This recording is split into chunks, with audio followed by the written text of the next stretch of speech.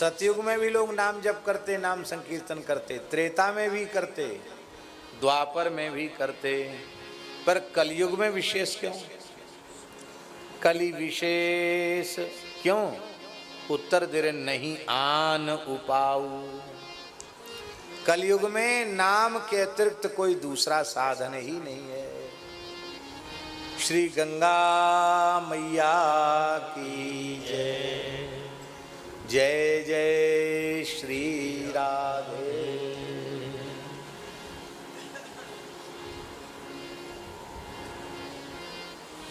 विराजे।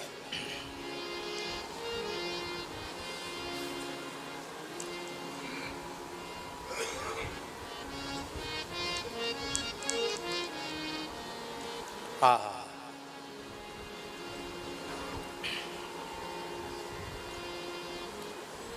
देश काल की अत्यंत प्रतिकूल परिस्थितियां इस प्रकार की हो गई हैं कि नाम के अतिरिक्त जितने भी साधन हैं वो किसी न किसी महान दोष से ग्रसित हो गए।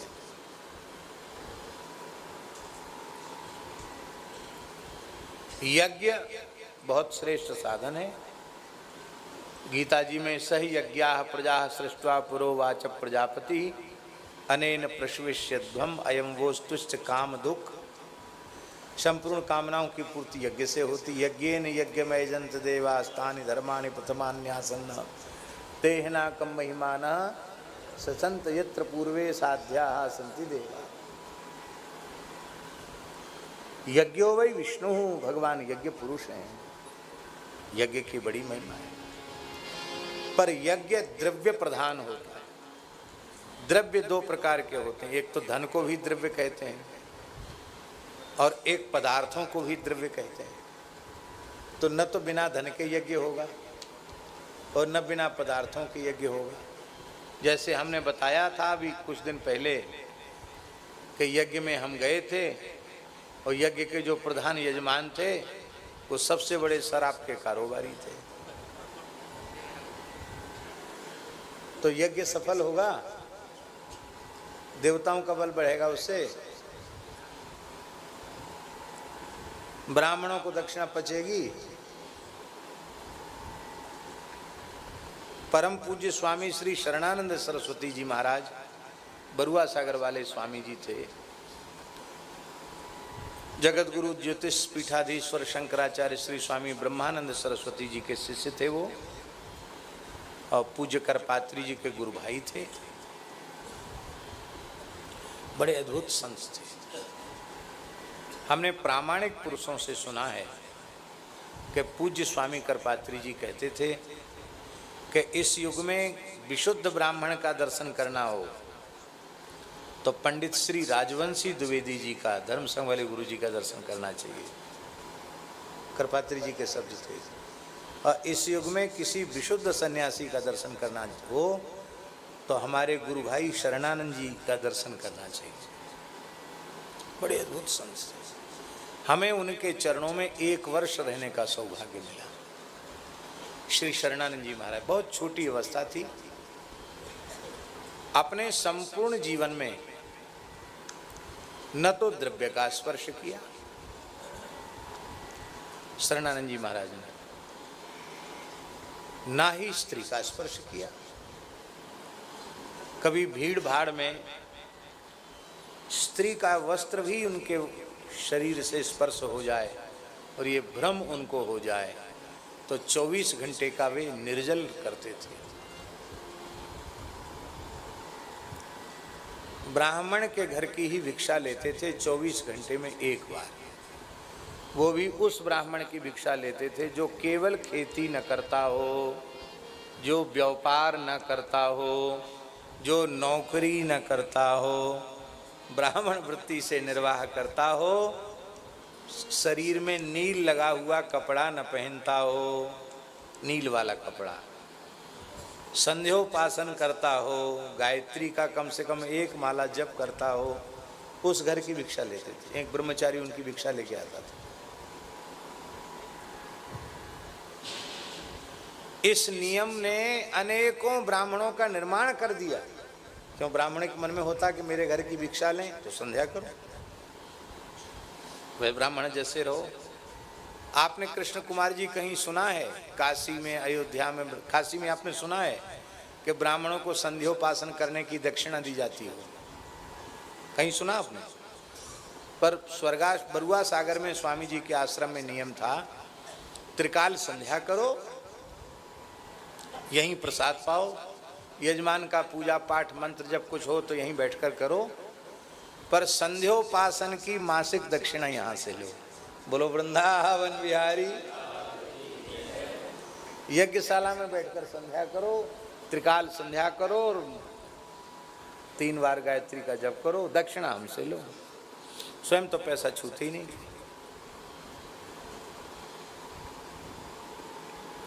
भगवान नाम श्रवण करते ही उनके नेत्रों से अश्रुधार बहती थी। ऐसे संत थे, बड़े अद्भुत महात्मा।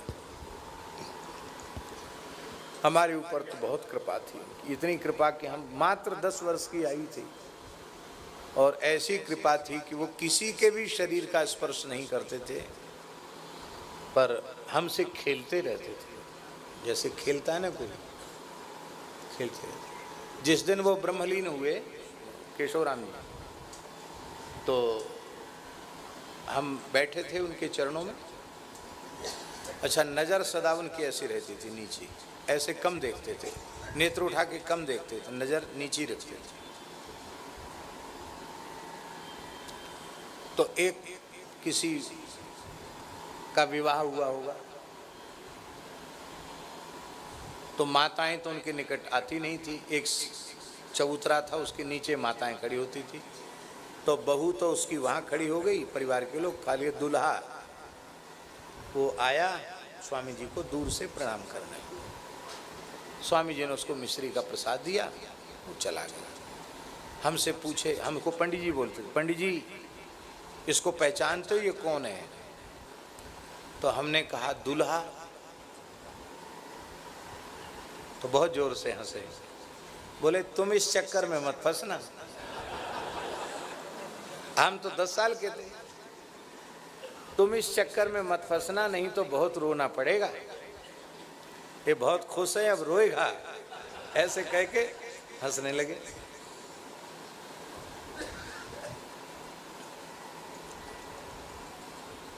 और जिस दिन ब्रह्मलीन होना था, हम उनके चरणों में बैठे थे। एक घटना तो ये घटी, और फिर उन्होंने कहा कि जाओ स्नान संध्या करो, सायं संध्या करो। मैंने चरणों में उनके प्रणाम किया तो उनके नेत्रों से अश्रुधार बहने लगी और मेरे सिर पे हाथ रख के कहा कि आज हम तुमको भगवान के सुपुर्द करते हैं, आज हम तुमको भगवान के सुपुर्द करते हैं। यही शब्द था उनका, आज हम तुमको भगवान के सुपुर्द करते हैं। हम बच्चे थे, हम तो समझ ही नहीं पाए भगवान को सुपुर्द करते इसका मतलब क्या है। उसी दिन वो ब्रह्मलीन हो गई।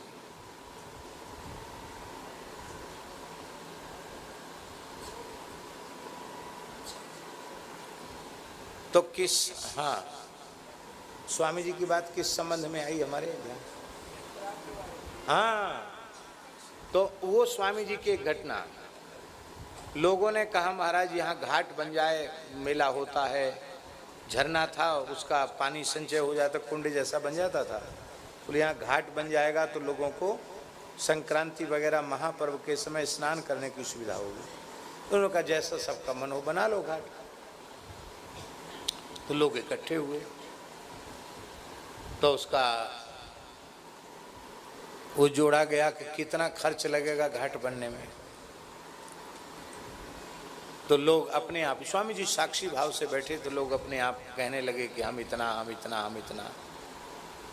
बुंदेलखंड क्षेत्र, छोटी छोटी राशि। एक सज्जन उठ के खड़े हुए, बोले स्वामी जी किसी के 1 पैसे की जरूरत नहीं है, पूरा घाट आपका ये सेवक बना देगा, पूरा घाट अकेले। सब ताली बजाने लगे, बहुत अच्छा हुआ, एक सेठ मिल गया। तो स्वामी जी शांत भाव से बैठे रहे। स्वामी जी ने कहा, आपका व्यवसाय क्या है, आपके धन कमाने की पद्धति क्या है, कैसे आप धन अर्जन करते हो? तो थोड़े संकोच में बोले, नहीं संकोच मत करो, सही सही बात बोलो। बोला, महाराज 2-3-4 जिलों में जितने बड़े ठेके हैं सब हमारे हैं। तो महाराज स्वामी जी बोले, ये मेरे सामने की बात है, सुनी हुई बात नहीं बता रहा हूँ, मेरे सामने की बात है। स्वामी जी बोले, किसी तीर्थ में जाकर घाट पर स्नान करने से पुण्य होता है, पर तुम्हारे द्रव्य से निर्मित घाट पर स्नान करने से पाप होगा। इसलिए हम आपकी भावना का आदर करते हैं, पर आपका 1 रुपया भी घाट बनाने में नहीं लेंगे। तो वो व्यक्ति बोला, महाराज बुंदेलखंड क्षेत्र फिर घाट नहीं बनेगा। बोले, हम सन्यासी हैं, संकल्प रहित होकर काम करते हैं, भगवान की इच्छा होगी बनने की तो बन जाएगा, नहीं इच्छा होगी तो नहीं बन जाएगा। हमारे तो भगवान की इच्छा में हमारी इच्छा है, स्वतंत्र हमारी कोई इच्छा ही नहीं है। बने तो बने, न बने तो बिल्कुल न बने। क्या जरूरत है बनने की? नहीं बने, अब तक नहीं बना। स्वामी जी को पधारे तो बहुत समय हो गया, अब तक नहीं बना, नहीं बना तो नहीं बना। द्रव्य की शुद्धि, धन की शुद्धि, और प्रत्यक्ष रूप में जो पदार्थ हैं उनकी शुद्धि। आज दूध दही घी प्राप्त नहीं हो पा रहा है, पंचगव्य पंचामृत नहीं मिल पा रहा है, गोवंश की स्थिति क्या है, सबसे छिपी हुई नहीं है। हर चीज, तिल आ रहे हैं हवन के लिए, रंगे हुए तिल, ऐसे ऐसे आप करो तो हाथ काला हो जाएगा, उसमें कलर किया हुआ है। कौन सा केमिकल है भगवान जाने। इसलिए काले तिल शुद्ध न मिले तो आग्रह छोड़ो, सफेद तिल से करो, शुद्ध चीज करो। हर चीज में मिलावट, हर चीज में तकलीफ। देश काल पदार्थ व्यक्ति पात्र, यजमान में बैठने की पात्रता नहीं है। आज यजमान कौन है यज्ञ का? जो अधिक धन दे वो यजमान है। अब अधिक धन देने वाले का धन कैसा है इसको कोई विचार नहीं करता।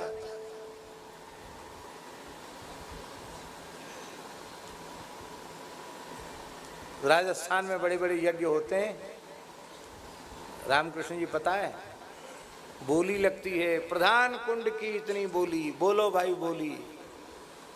तो फिर वो जो बोली में जो सबसे आगे निकल जाएगा वो जजमान होगा, वो कोई होए। ये यज्ञ की स्थिति है। योग की स्थिति भी ऐसी ही है। ग्रसे कली रोग जोग संयम समाधि रे। आप कहेंगे योग की स्थिति ऐसी क्यों है? योग जो है आज पूरे विश्व का आकर्षण योग के प्रति है, और विश्व योग दिवस भी आने वाला है, और योग का आदर करना चाहिए। योग आसन प्राणायाम करके स्वस्थ रहना चाहिए, इसमें कोई खराबी नहीं है, अच्छी बात है। लेकिन एक बात हम पूछते हैं कि योग का आश्रय लेकर आप स्वस्थ शरीर चाहते हैं, किस लिए स्वस्थ शरीर चाहते हैं? भोग के लिए स्वस्थ शरीर चाहते हैं कि भजन के लिए स्वस्थ शरीर चाहते हैं? तो झूठ बोलोगे तब तो कहोगे भजन के लिए, और सही बात बोलोगे तो कहना पड़ेगा कि भोग की वासना पूरी भई नहीं, शरीर पहले ही रोगी बूढ़ा हो रहा है। तो ऐसे ऐसे करके कुछ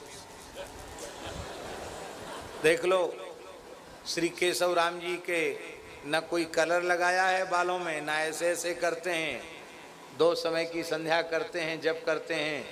96 वर्ष की आयु है, अभी भी केस काले। शेठ जी का संग किया, भाई जी का, स्वामी जी का संग किया, ये उसका परिणाम है। हैं? कहाँ है?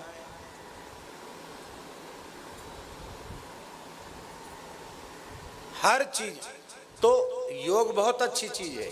योग के संबंध में एक श्लोक भगवान के मुख से निकला हुआ है, वो लिखने योग्य है। भगवान ने कहा, मनो ये नैव विधिना प्रसन्नो याति सत्पथम।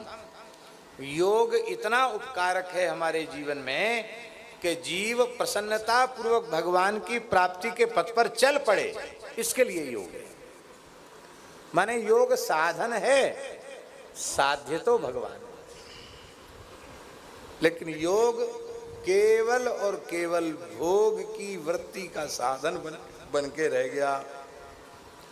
इसलिए ग्रसे कली रोग जोग संयम समाधि रे, भलो जो है पूछ जो है दाहिनो जो बामरे, राम नाम ही सो अंत सब ही को कामरे, राम जपु राम जपु राम जपु बावरे। हमारे पूज्य सदगुरुदेव श्री पहाड़ी बाबा महाराज महान योगी थे, ऐसे समर्थ योगी थे। हमने ऐसा अनुभव किया है कि वे अपने संकल्प से समाधि लगा सकते थे, ऐसे थे वो। अपात्र कुपात्र व्यक्ति के लिए भी वो निश्चय कर लें कि इसकी समाधि लग जाए, तो नजर से देख लें तो समाधि लग जाए। समर्थ महापुरुष थे। ऐसी ऐसी विचित्र घटनाएं कि आप विश्वास ही नहीं करोगे कि ऐसा भी संभव है क्या। और हम तो प्रत्यक्ष अनुभव करने वाले हैं। पर वो कहते थे कि आंख मूंदकर फोटो खिंचाने वाले योगी बहुत मिलेंगे कि उनकी समाधि लग गई, उनका अमुक हो गया तमुक हो गया, लेकिन ईमानदारी से योग के पथ का आश्रय लेकर जिन्हें आत्म साक्षात्कार हो चुका है, ऐसे खोजने से गिने चुने मिलेंगे। कई बार तो यहां तक कह देते थे वो कि 2 हाथ पैर वाले मनुष्यों में हमारे जैसे भी मुश्किल से मिलेंगे, ये कह देते थे। ऐसे समर्थ पुरुष थे वो। पर उसके लिए उन्होंने कितना कठोर साधन किया। तो महाराज जी कहते थे, तुमसे नहीं बनेगा, तो फिर हमसे नहीं बनेगा तो हम क्या करेंगे। तो कहते थे, तुम्हें विश्वास भी नहीं है, श्रद्धा भी नहीं, क्या कहें तुमसे। नहीं महाराज जी कुछ तो कहिए। तो कहते, जितने योग हैं उन समस्त योगों में वैखरी वाणी से राम नाम जप के सिवा, राम नाम जप से बड़ा कोई दूसरा योग नहीं। नाद योग, हठ योग, राजयोग, लय योग, मंत्र योग, इनका आश्रय लेने से हो सकता है 2-3 जन्म लग जाएं, पर नाम योग से एक ही जन्म में सब कुछ मिल जाएगा। लेकिन लोग करते तो है नहीं। बड़ी माला, हजारा माला जिसको कहते हैं, उसको लटका के कोई उनके सामने आ जाए तो बहुत नाराज होते थे। अब सभा में हम कैसे कहें, वो तो त्यागी महात्मा थे। मूर्ख कहीं के, तुलसी सालिग्राम जी को चढ़ती है, कहाँ चढ़ा रहा है तुलसी, क्योंकि लटकती हुई नीचे तक चली जाती है हजारा माला। कहाँ तुलसी चढ़ा रहा है, तुलसी सालिग्राम जी को चढ़ती है, कहाँ चढ़ा रहा है तुलसी। महाराज क्या जप न करें, आसन पर बैठकर कितनी देर माला फेरते हो। दिन भर तो प्रपंच में रहे, शाम को बढ़िया श्रृंगार करके माला लेके निकल पड़े कि लोग देखें कि हम भजन करते हैं। ये बाजार लगाने की चीज है। कई बार कहते थे भजन की हाट लगती है। क्या लगती है? बाजार। कितने बजे से? कहते रात को 2 बजे से लेके और सवेरे 5 बजे तक भजन की हाट लगती है। कितने बजे से? रात को 2 बजे से लेके सवेरे 5 बजे तक भजन की हाट लगती है। और 5 बजे के बाद भजन करने बैठोगे तो बोले मंडी उठने के बाद सड़ा गला माल मिलता है, बढ़िया चीज नहीं मिलती है। बोलो भक्तवत्सल भगवान की। कोई कहता कि महाराज हमको भी कुछ सिखा दीजिए, तो कहते थे पहले 2 बजे उठने का अभ्यास करो, साल भर ऐसा करो। एक समय भोजन का, 2 बजे रात्रि को उठने का अभ्यास करो। भोजन कम करो, निद्रा कम करो। ये 2 बजे वाला नियम पक्का हो जाए फिर हमारे पास आओ, फिर हम बताएंगे। सारे साधन किसी न किसी दोष से ग्रसित हो गए। दूध में, दही में, घी में, अन्नों में, सब में मिलावट हो गई महाराज। जहर में भी मिलावट हो गई। इसलिए लिखना पड़ता है यहाँ शुद्ध जहर मिलता है, माने उसमें भी मिलावट है, विष में भी मिलावट है। केवल भगवान नाम ऐसा है, राम नाम ऐसा है, हरि नाम ऐसा है, चाहे जितना भयंकर कलयुग आ जाए, राम नाम, कृष्ण नाम, गोविंद नाम, नारायण नाम, इनमें मिलावट संभव। इसलिए आप ताली मत बजाओ। अपने अपने वर्ण धर्म, अपने अपने आश्रम धर्म का पालन करते हुए यथा साध्य, यदि द्विजाति हैं तो संध्योपासन आदि, श्राद्ध तर्पण आदि, इनसे कभी अपनी वृत्ति को नहीं मोड़ना। भगवान की प्रसन्नता के लिए सब करना। जितना बने उतना करो, यज्ञ भी करो, सावधानी पूर्वक करो, जितना हो सकता है उत्तम उतना करो। जिन पूज्य स्वामी शरणानंद जी की बात हम कह रहे हैं, वो यज्ञ कराते थे। कैसे यज्ञ होते थे आचार्य जी? 1 कुंडी यज्ञ, ये 5 कुंडी और 10 कुंडी और 108 कुंडी और 1000 कुंडी की कुछ नहीं, 1 कुंडी यज्ञ। ब्राह्मण ही यजमान होते थे और ब्राह्मण ही ऋत्विज होते थे। जितना विद्वान ब्राह्मण आचार्य होता था, उतना ही विद्वान ब्राह्मण यजमान होता था। यज्ञशाला में हिंदी बोलना मना था। ब्राह्मणों को त्रिकाल संध्या यज्ञशाला में ही करनी होती थी। भोर में जल्दी आ जाओ, वहीं बैठ के संध्या करनी पड़ेगी। 1 कुंडी यज्ञ होते थे और जो यजमान, हाँ प्रतिनिधि सबका वो यजमान बन जाता था।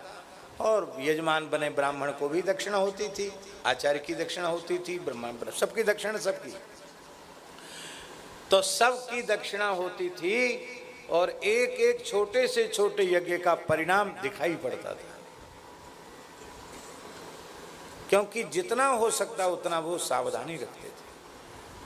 अनुशासन ऐसा था। एक पंडित जी बहुत अच्छे थे, यज्ञ में दीक्षित थे, पास के गांव के थे। कोई बहुत जरूरी काम पड़ गया तो घर चले गए। शाम को, रात में जब यज्ञ हो जाता तो चले गए घर। सवेरे आए तो स्वामी जी ने कहा, बाहर बट के नीचे बैठकर जप करो, दक्षिणा आपको पूरी मिलेगी, यज्ञ में प्रवेश नहीं होगी। घर क्यों गए? बोले महाराज, जिसकी आशंका से आप कर रहे हो वो सब कुछ नहीं हुआ, माने हमारा संयम नष्ट नहीं हुआ। बोले ये हम नहीं पूछ रहे हैं आपसे। आप जब यज्ञ में संकल्प लेकर बैठ गए तो फिर आपको कोई जरूरी, यज्ञ से आवश्यक दूसरा कोई काम नहीं। आपको दक्षिणा पूरी मिलेगी, आपका पूरा आदर होगा, लेकिन यज्ञ में तो आप नहीं। इससे फिर दूसरों में शिथिलता आएगी। किसी ब्राह्मण को मना नहीं करते, योग्य हो अयोग्य हो। योग्य तो उनको भीतर जाते हैं, और जो केवल नाम मात्र के ब्राह्मणों को कहते कीर्तन में बैठो तुमको दक्षिणा मिलेगी, हनुमान चालीसा के पाठ में बैठो दक्षिणा मिलेगी, सुंदरकांड का खंड पाठ होता उसमें बैठो दक्षिणा मिलेगी। ज़्यादा से ज़्यादा वो ब्राह्मणों को ही बिठाते, कहते भैया इनका तो भगवान के अलावा और कौन है, और सबके तो अलग अलग धंधे हैं, तो हर काम में ब्राह्मणों को बिठाते। बड़े ब्राह्मण भक्त थे। नारायण। तो कहाँ इतनी सावधानी है? इसलिए योग यज्ञ जप तप आदि सब करो, पर मन में ये पक्का रखो कि कल्याण तो केवल राम नाम से ही होगा। इसलिए अधिक से अधिक राम नाम का आश्रय लो, भगवान नाम का आश्रय लो। और कौन सा ऐसा साधन है जिसमें नाम ना हो? कर्म कांड में देखो, कर्म मार्ग में प्रातःकाल उठने से लेकर सोने तक प्रत्येक क्रिया में भगवत स्मरण है। अब देखो, आप बैठे पूजा करने बैठे तो केशवाय नमः, माधवाय नमः, नारायणाय नमः, भगवान का स्मरण है कि नहीं? ऋषिकेशाय नमः, गोविंदाय नमः। फिर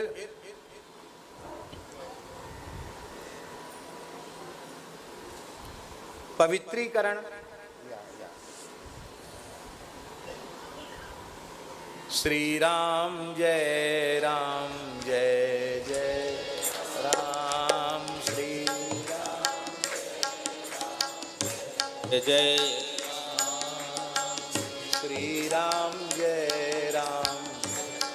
जय राम, श्री राम जय जय राम, श्री राम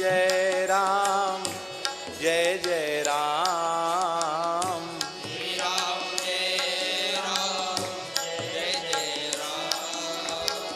श्री राम जय राम, श्री राम जय जय राम, श्री राम जय जय राम।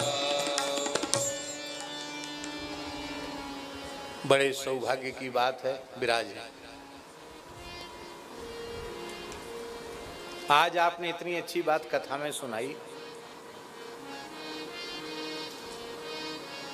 कि कथा सुंदर होनी चाहिए, वक्ता भले ही बंदर हो, कोई बात नहीं।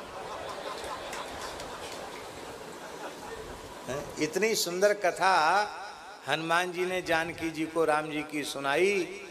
जानकी जी ने कहा भाई कही सो प्रकट होत किन भाई, इतनी बढ़िया राम कथा सुनाई, वो सामने क्यों नहीं आते? बोले सामने कैसे आवे, कथा ही सुंदर है, सुनाने वाला तो।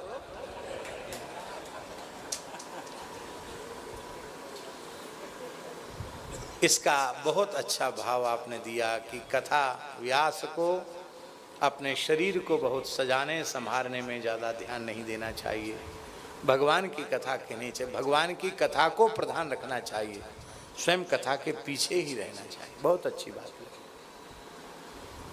खूब सुख मिल रहा है, ऋषिकेश में ये आनंद हो रहा है।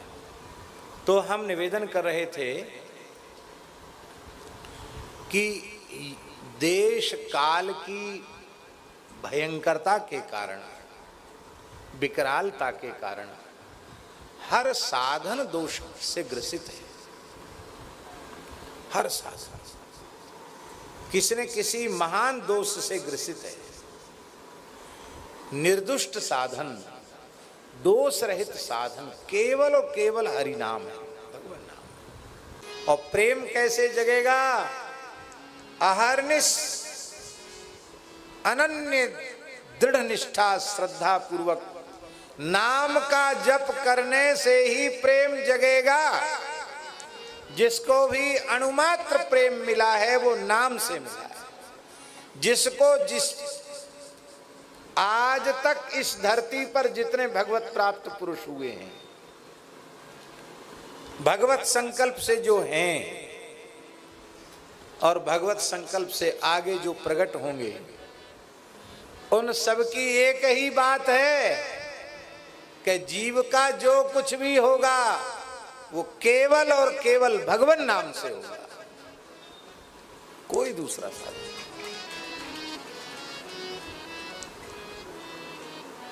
सबसे श्रेष्ठ, सबसे सहज, सबसे सरल यदि कोई साधन है तो केवल और केवल श्री राम नाम। महाराज जी विनय पत्रिका में गोस्वामी जी ने कहा है, नाम जापक को राम जी से ज्यादा उनका नाम प्रिय होना चाहिए।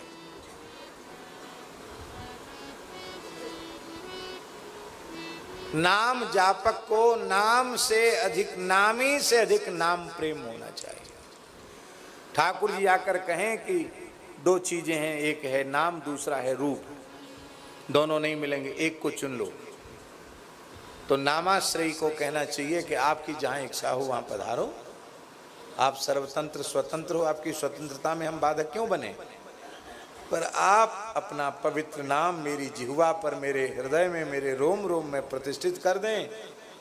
और जब ऐसा कोई कह देगा तो ठाकुर जी की हिम्मत नहीं जो नामाश्रयी को छोड़कर चले जाएं। नाम पाहेरु दिवस निस ध्यान तुम्हार कपाट, लोचन निज पद जंत्रित, जाहि प्राण के ही।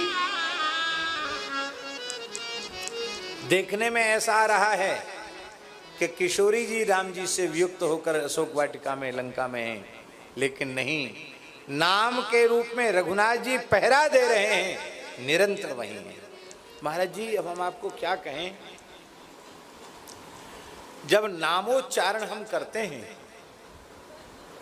जैसे हमने राम यह नामोच्चारण किया, तो उच्चारण के अव्यवहित उत्तर क्षण में श्री किरीट मुकुटधारी धनुर्बाणधारी रघुनाथ जी साक्षात प्रकट हो जाते। वैखरी वाणी से राम शब्द निकला नहीं कि राम जी प्रकट हो गए, कृष्ण शब्द निकला नहीं कि कृष्ण प्रकट हो गए, नारायण शब्द निकला नहीं कि नारायण प्रकट हो गए। 24वीं शत्रुघ्न के त्रेता में एक बार कौशल्या राम जी को प्रकट करती है, 28वीं शत्रुघ्न के द्वापरांत में एक बार देवकी यशोदा कृष्ण को प्रकट करती हैं। पर नाम जापक जितनी बार राम राम बोलता उतनी बार उसकी जिह्वा कौशल्या बनकर राम जी को प्रकट करती है, जितनी बार कृष्ण कृष्ण कहता उतनी बार उसकी जिह्वा यशोदा देवकी बनकर कृष्ण को प्रकट करती है। इसलिए नामाश्रयी के मुख में अयोध्या वृंदावन चित्रकूट सब कुछ नामाश्रयी के मुख में है, नाम से बाहर कुछ नहीं है। इसलिए चहु जुग चहु श्रुति नाम प्रभाव, चहु युग, चारों युगों में नाम का प्रभाव, सतयुग में भी, त्रेता में भी, द्वापर में भी, पर कलयुग में विशेष क्यों है? क्योंकि कलि विशेष नहीं आन उपाय, क्योंकि नाम को छोड़कर सभी साधन दोष से ग्रसित हो गए।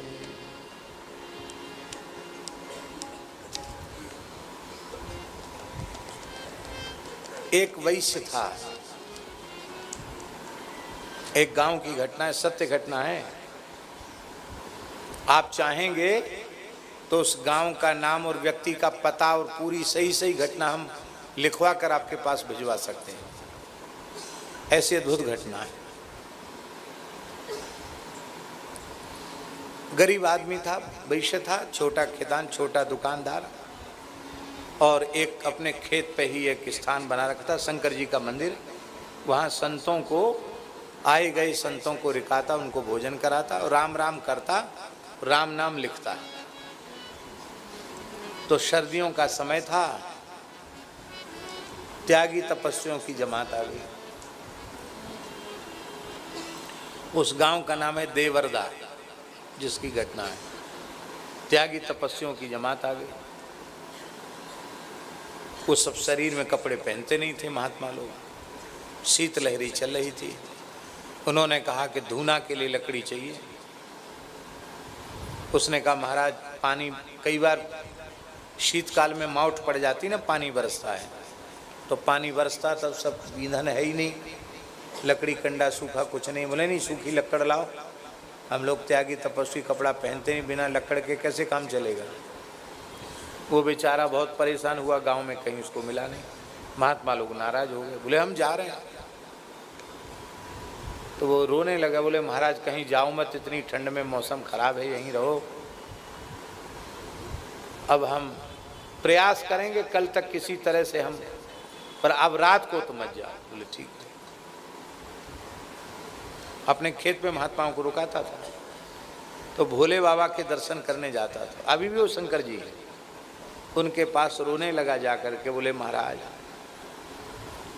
अब मैं तो थक गया हूँ, आप कोई ऐसी कृपा करो, आशीर्वाद दो कि साधु बेचारे दुखी होके जाए नहीं, उनको धूना उना तपने के लिए उनको लकड़, सूखी लकड़ी पर्याप्त मात्रा में मिल जाए। अब पानी बरस रहा था, क्या करता, सो गया, रात घर में जाके दुखी तो था। सवेरे महात्मा लोग चले जाएंगे।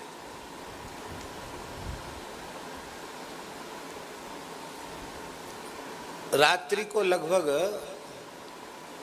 2:30-3 बजे पानी खुल गया था और लकड़ी पटकने की आवाज उसके आंगन में आई। अब कोई बड़े बड़े गट्ठर पटकेगा तो आवाज होगी कि नहीं होगी? आवाज आई। कई गट्ठर, कई मन लकड़ी,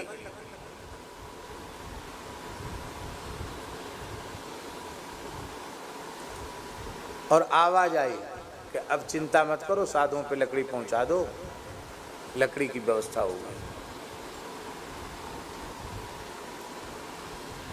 हड़बड़ी में दरवाजा खोल के बाहर आया तो धौ की लकड़ी, करधई कहते बुंदेलखंड में उसको, धौ की लकड़ी, धौ की लकड़ी का जंगल वहां से लगभग 40 किलोमीटर दूर था। वहां से सूखी धौ की लकड़ी कम से कम 10 क्विंटल लकड़ी, कितनी? अब आसपास तो पानी बरस रहा, पाम है ही नहीं, सूखी लकड़ी, एकदम सूखी लकड़ी। तो अपने परिवार के सहित आए और फिर वहाँ साधुओं को लकड़ी दी। तो साधुओं ने कहा वही लकड़ी तो थी नहीं, ये कहाँ से इतनी बढ़िया सूखी लकड़ी ले आए? बोले महाराज हम तो भोले बाबा से कह के चले गए। तो रोकर जब भोले बाबा से प्रार्थना की महाराज जी, तो शिव जी ने कहा कि पार्वती जी, गणेश जी, कार्तिकेय जी, नंदीश्वर, हम सब मिलजुल करके लकड़ी रात को काट के लाए हैं, सिर पे धर के लाए, तुम्हारे दरवाजे पे डालेंगे। तुम्हारे राम नाम के जब से, साधु सेवा से हम रीझ गए हैं। अब जब ठाकुर जी ने स्वप्न में शंकर जी ने कहा, वो रोने लगा। महात्मा बोले क्यों रो रहे हो भगत जी?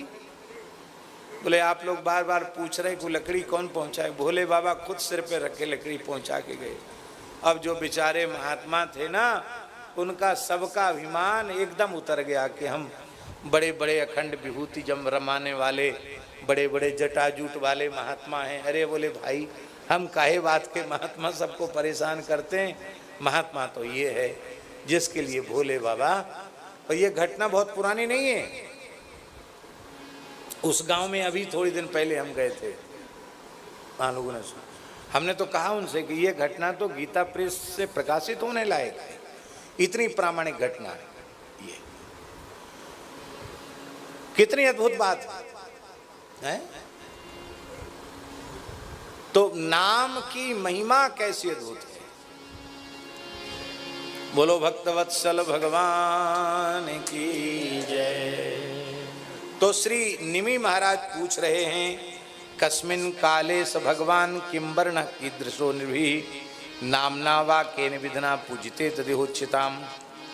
आप कृपा करके यह बताए कि किस युग में भगवान के श्री अंग का वर्ण कैसा था, भगवान का स्वरूप कैसा था, और किन नामों से उनकी उपासना उस काल के वैष्णव करते थे।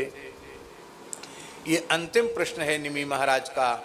और नवयोगीश्वरों में जो 9वें योगीश्वर हैं वे इस प्रश्न का उत्तर दे रहे हैं। करभाजन उवाच।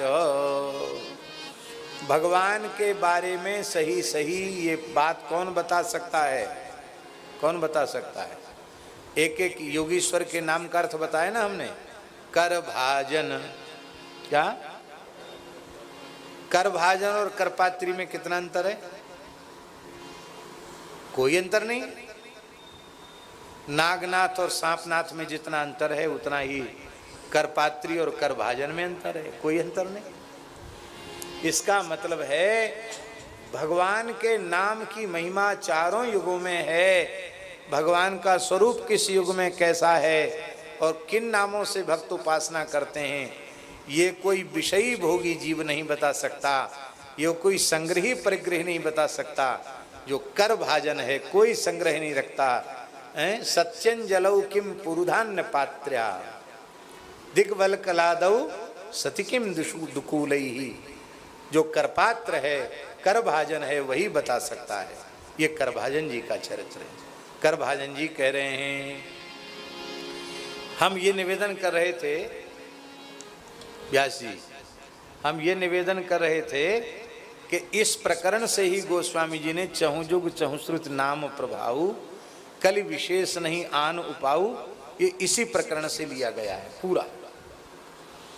करभाजन उवाच कृतं त्रेता द्वापरंच कलिरित्येषु केशवः नाना वर्णा विधाकारो नानैव विधिनोज्यते। सतयुग में, त्रेता में, द्वापर में, कलयुग में भगवान श्री हरि अनेक प्रकार के वर्ण, अनेक प्रकार के आकार में प्रकट होकर के और अनेक प्रकार की विधियों से भक्तों के द्वारा पूजित होते हैं। सतयुग में भगवान का स्वरूप कैसा है? कृते शुक्ला चतुर्बाहुर जटिलो वल्कलांबरः कृष्णा जिनोपवीताक्षान बिभ्रत दंड कमंडलू। ये सतयुग के भगवान का स्वरूप है। सतयुग में भगवान के श्रीअंग का वर्ण एकदम दूध के जैसा सफेद है, श्वेत शुक्ल वर्ण है भगवान का। 4 भुजाएं हैं भगवान की। भगवान घुंघराली अलकावली धारण नहीं करते, भगवान जटा धारण करते हैं सतयुग में। और भगवान पीतांबर भी नहीं पहनते, वृक्ष की छाल के बने हुए वस्त्र पहनते हैं, बलकल वस्त्र धारण करते हैं।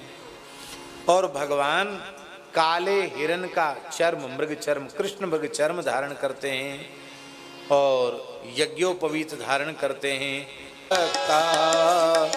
परमात्मेति गीयते हंसा सुपर्णो वैकुंठो धर्मो योगेश्वरो मलः ईश्वरः पुरुषो व्यक्ता परमात्मेति गीयते। हंस, सुपर्ण, वैकुंठ, धर्म, योगेश्वर, अमल, ईश्वर, पुरुष, अव्यक्त और परमात्मा, इन नामों का कीर्तन और इन नामों का जप सतयुग के साधक करते हैं। त्रेता में भगवान का स्वरूप कैसा है? त्रेतायाम रक्तवर्णोऽसौ चतुर्बाहुस्त्रिमेखलः हिरण्यकेशस्त्रय्यात्मा श्रुक्श्रुवाद्युपलक्षणः। त्रेता में भगवान के श्रीअंग का वर्ण है लाल। ये भगवान के युगावतार का वर्णन किया जाए। रामकृष्ण अवतार का वर्णन उनका तो श्याम ही होता है, पर ये युगावतार, सतयुग में भगवान का युगावतार कैसा, त्रेता में भगवान का युगावतार कैसा। त्रेता में भगवान के श्री विग्रह का रंग लाल होता है, भगवान की 4 भुजाएं होती हैं और भगवान अपने कमर में मूंज की 3 मेखलाएं धारण करते हैं। मेखला जिसको आड़बंद कहते हैं, उसको वो भगवान धारण करते हैं। हमारे स्थान के जो खाक चौक के मूल पुरुष श्री पहाड़ी बाबा महाराज थे, जिनको 213 वर्ष जीवित समाधि लिए हुए हो गया, वो भी इतनी मोटी मोटे मूंज के 3 आड़बंद एक साथ अपने कमर में धारण करते। त्रिवृत यहीं भी लिखा है, 3 मेखला धारण करते हैं। आप लोग कहेंगे इतने मोटे मोटे 3 धारण करते तो कैसे सोते होंगे? अरे सोना होता तो क्यों पहनते? बोलो वृंदावन बिहारी। ये सोने वाले लोग थोड़ी, सोने वाले लोग तो बढ़िया कोमल गद्दा तकिया बिछा के सोते हैं। हाँ, भगवान के केस सुनहले होते हैं त्रेता में, और वेद प्रतिपादित यज्ञ ही भगवान का त्रेता में स्वरूप है। भगवान के 4 भुजाओं में श्रुक, श्रुवा और यज्ञ पात्र ही भगवान के कर कमल में विराजमान हैं।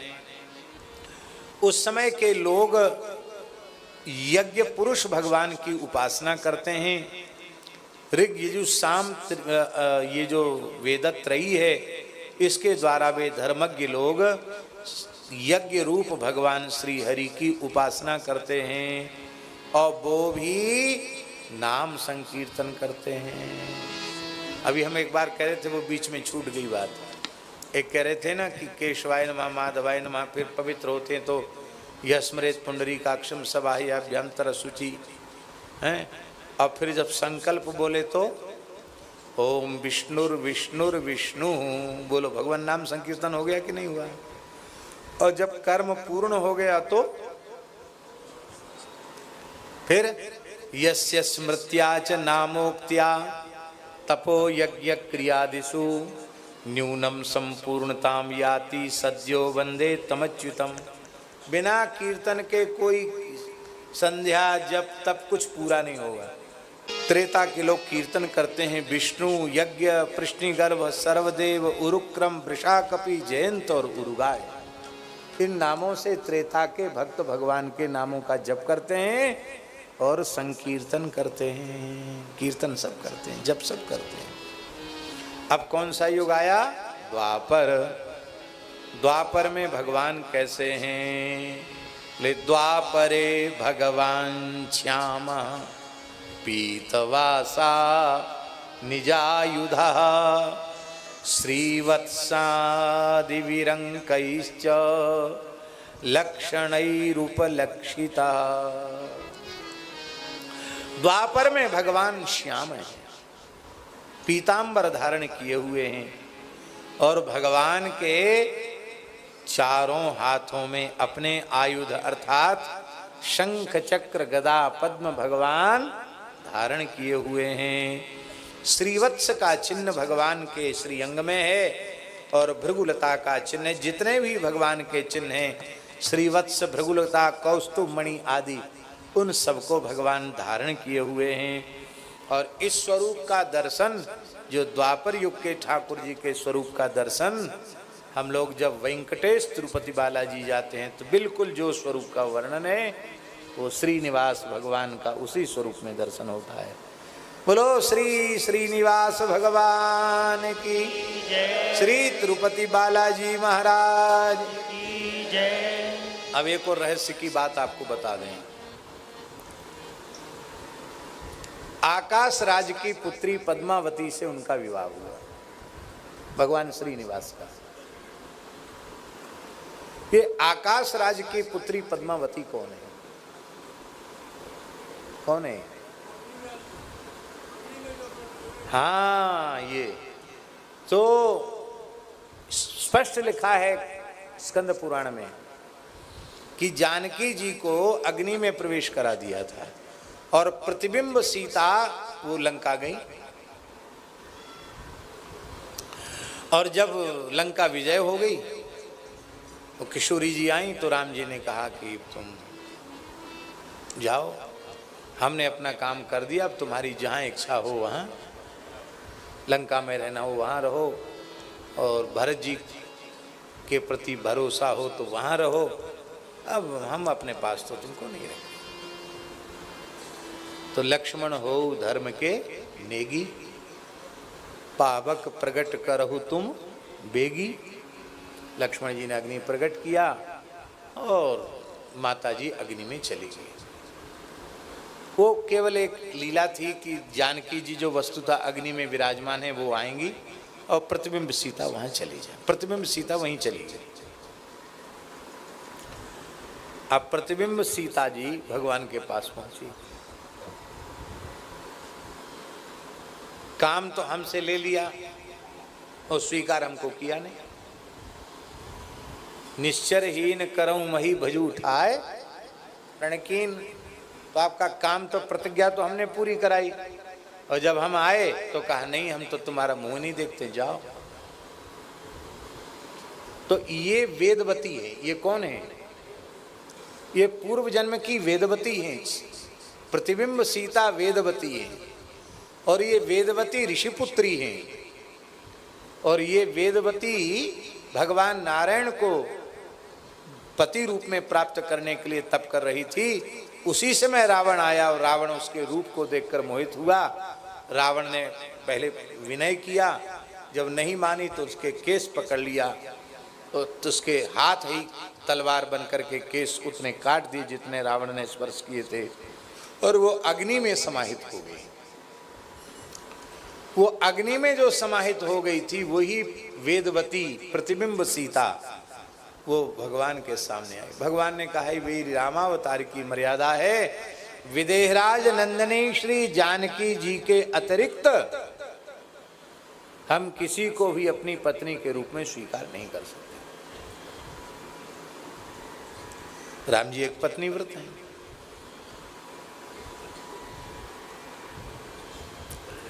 तो बोले ठीक है, हम भी तपस्या करेंगे।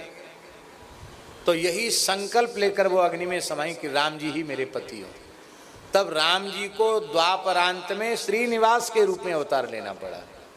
ये हम अपने मन से नहीं बोले, पुराण में वेंकटाचल महात्म्य, स्कंद पुराण में वेंकटाचल महात्म्य लिखा है, राम जी ही तिरुपति बालाजी के रूप में श्री श्रीनिवास भगवान के रूप में राम जी प्रकट हुए और प्रतिबिंब सीता जो वेदवती हैं उनके साथ भगवान ने विवाह किया, वही है पद्मावती।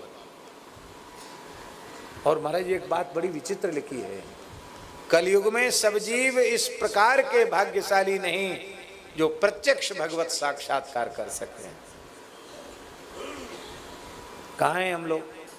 खाने पीने सोने में मस्त हैं। ऐसा नहीं कि कलयुग में साक्षात्कार नहीं होता, लेकिन भगवत साक्षात्कार के लिए क्या कर रहे हैं? कुछ नहीं। तो ऐसे जो जीव हैं वो यदि तिरुपति बालाजी में जाकर दर्शन कर लेंगे तो उन्हें प्रत्यक्ष राम जी के दर्शन का फल प्राप्त हो जाए। वेंकटेश वाला जी का दर्शन साक्षात रघुनाथ जी का दर्शन है।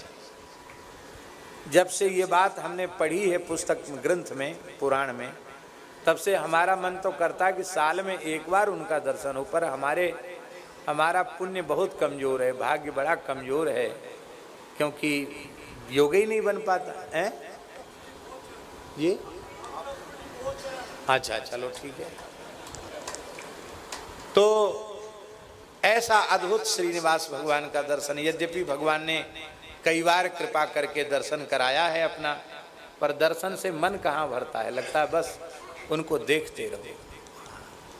तो भगवान साक्षात, भगवान की करुणा कितनी है कि जो कलयुगी प्राणी मेरा साक्षात्कार प्राप्त करने के अधिकारी नहीं है, वो यहाँ आकर दर्शन कर लें तो उनको साक्षात्कार का लाभ मिल जाए। इस साक्षात्कार का लाभ क्या है? उनको द्वारा किसी माता का स्तनपान नहीं करना पड़ेगा। जो एक बार वेंकटेश वाला जी का दर्शन कर लेंगे वो जन्म मृत्यु गर्भ सबसे मुक्त हो जाएंगे, भगवान के धाम के अधिकारी हो जाएंगे। उस समय भगवान की पूजा कैसे करते हैं? बोले उस समय मनुष्य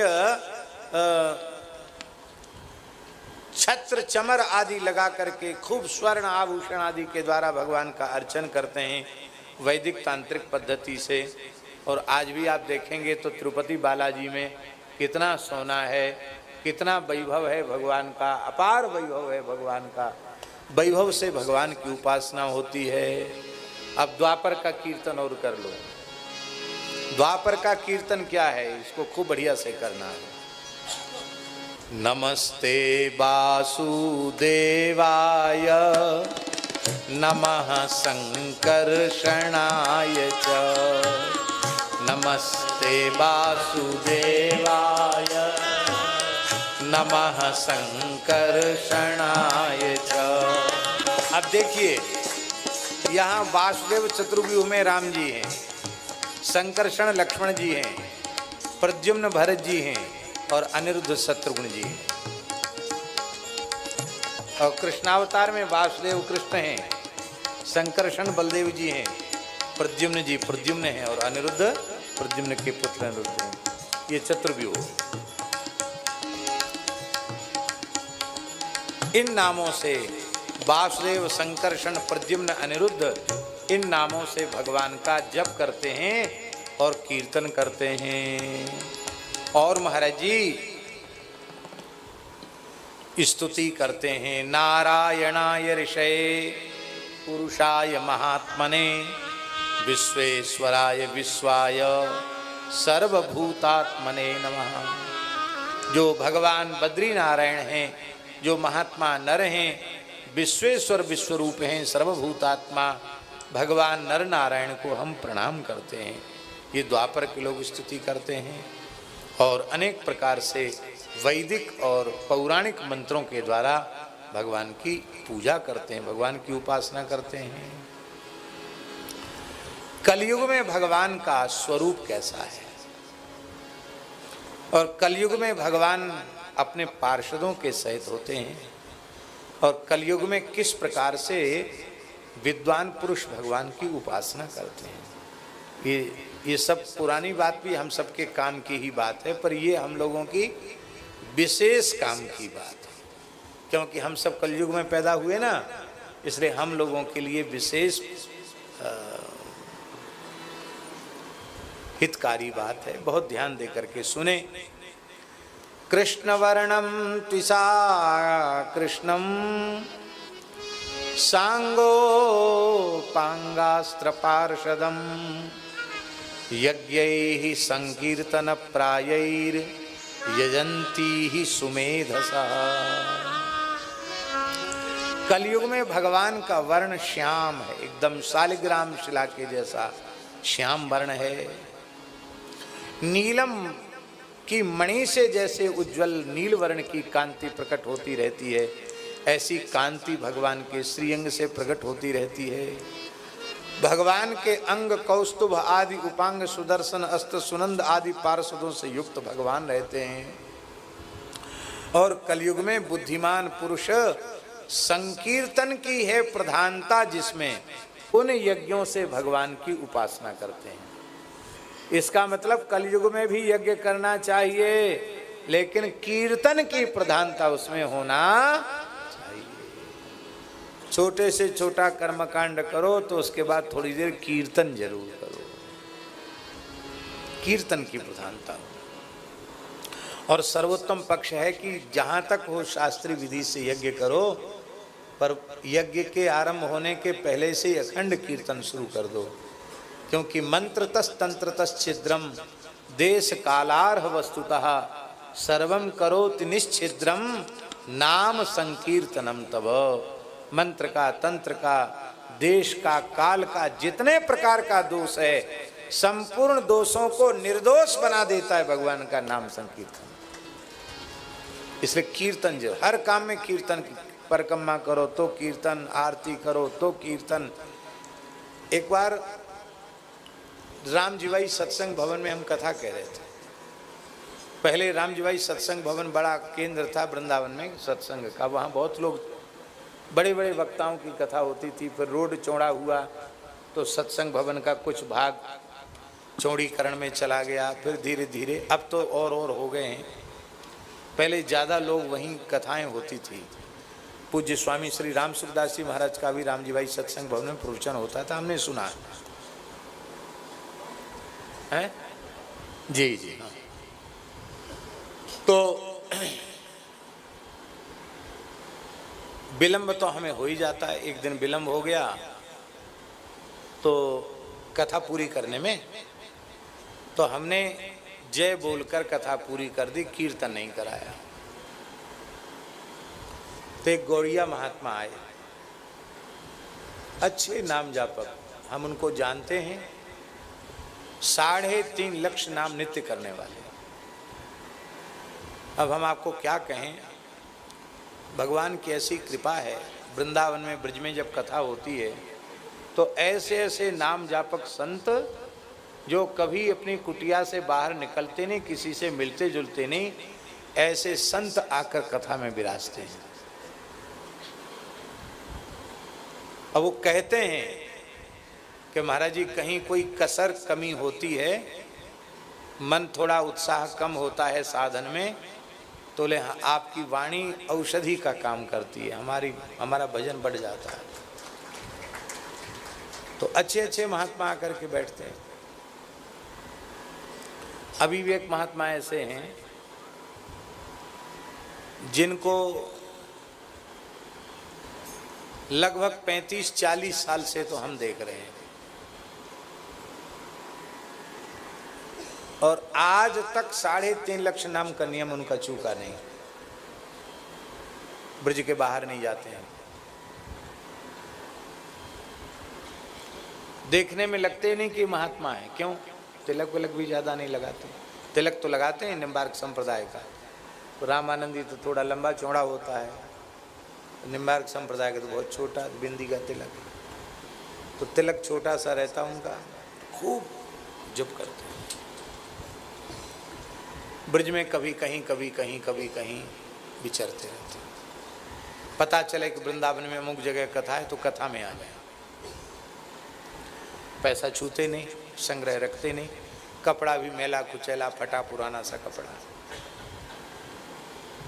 जनता की नज़र में तो हमारे जैसे जो बहुरूपीय है ना, वे ही साधु के रूप में समझ में आते हैं, जो बढ़िया कपड़ा पहने, बढ़िया तिलक लगा लें, बढ़िया माला पहन लें, उन्हीं को लोग समझते साधु हैं।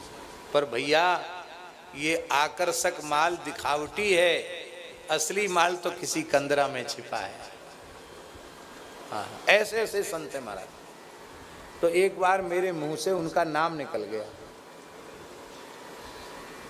उनका नाम निकल गया, उनका नाम ले दिया हमने। मलुक पीठ में थे, सवेरे सवेरे आकर को महात्मा सवेरे सवेरे आए, लगभग 5 बजे हम संध्योपासन कर रहे थे, जप कर रहे थे।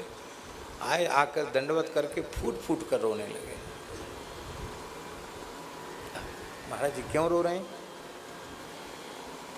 बोले हम बहुत गरीब साधु हैं, जैसे तैसे संसार से बच के छुप के भजन कर रहे हैं। तो आपको तो बहुत लोग सुनते हैं, आप नाम ले दोगे कि अमुक नाम के महात्मा हैं और इतना भजन करते हैं, तो पर हम तो महाराज लुट जाएंगे, लो हम तो भजन ही हमसे बनेगा नहीं। तो आप ऐसी कृपा करो कि हमारा भजन बढ़े, घटे नहीं। हमने कहा भूल हो गई, अब हम आपका नाम नहीं लेंगे। बोलो वृंदावन बिहारी। ऐसे ऐसे भजन करने वाले संत हैं, खूब संत हैं। अभी मन में ये मत करो संत नहीं है।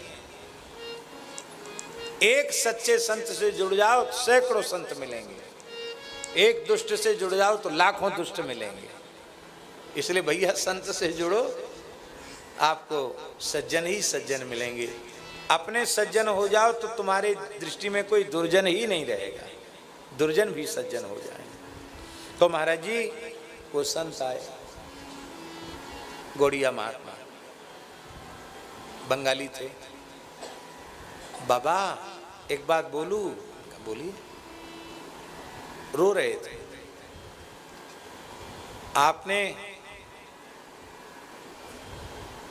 पोशाक नहीं पहनाया। हम तो समझे नहीं पोशाक नहीं पहनाया, किसको पोशाक नहीं पहनाया? बोले आपने पोशाक नहीं पहनाया। हमने कि महाराज हम समझे नहीं, पोशाक किसको नहीं पहनाया? बोले कथा साक्षात भगवान का स्वरूप है और आदि अंत में कीर्तन करना उनको पोशाक धारण कराना है। आपने आरंभ में तो भगवान को कछनी तो पहना दी, पर अंत में कीर्तन करके उनको पीतांबर नहीं उड़ाया, भगवान को नंगा छोड़ दिया। आप कम से कम 1 बार 2 बार भी बोलते, पर कीर्तन तो करना चाहिए। हम मेरे मन में दुख हो गया ना, इसलिए हम आपको बोल दिया, आप क्षमा करना। बंगाली थे ना, बंगाली क्षमा को क्षमा बोलते हैं, आप क्षमा करना। हमने कहा अरे महाराज आपने तो बहुत अच्छी प्रेरणा हमको दी है, अब बिना कीर्तन के हम संपन्न नहीं करेंगे। तो अब प्रयास करते हैं। अब कोई सभा में भाषण प्रवचन है वो बात अलग है, कथा के आदि अंत में कीर्तन भगवान के श्रीअंग की पोशाक है, एक महात्मा ने बताया। कीर्तन की बड़ी भारी महिमा है। तो कीर्तन की प्रधानता जिसमें है, उन यज्ञों के द्वारा भगवान का यजन करते हैं। अब भगवान की स्तुति की बात तो लिखी है, लेकिन इसमें भगवान के नाम के कीर्तन की बात नहीं लिखी है। जैसे सतयुग का कीर्तन पक्का कर दिया, त्रेता का पक्का कर दिया, द्वापर का पक्का कर, ऐसे कलयुग का भी पक्का कर देते। क्या घाटा था? तो पक्का नहीं किया, यह कह दिया कलौ यज्ञैहि संकीर्तन प्रायैहि यजन्ति सुमेधिसा। कलयुग में संकीर्तन प्राय यज्ञों के द्वारा भगवान की उपासना करते हैं। ये इसलिए केवल भैया जी ऐसा कहा कि कहीं एक नाम में ही लोग समर्पित न हो जाएं, भगवान के सभी नामों का कीर्तन करें। इसलिए चाहे श्री राम जय जय राम, श्री राम जय जय राम, श्री राम जय जय राम, श्री राम जय जय राम, श्री राम जय जय राम, श्री राम जय जय राम,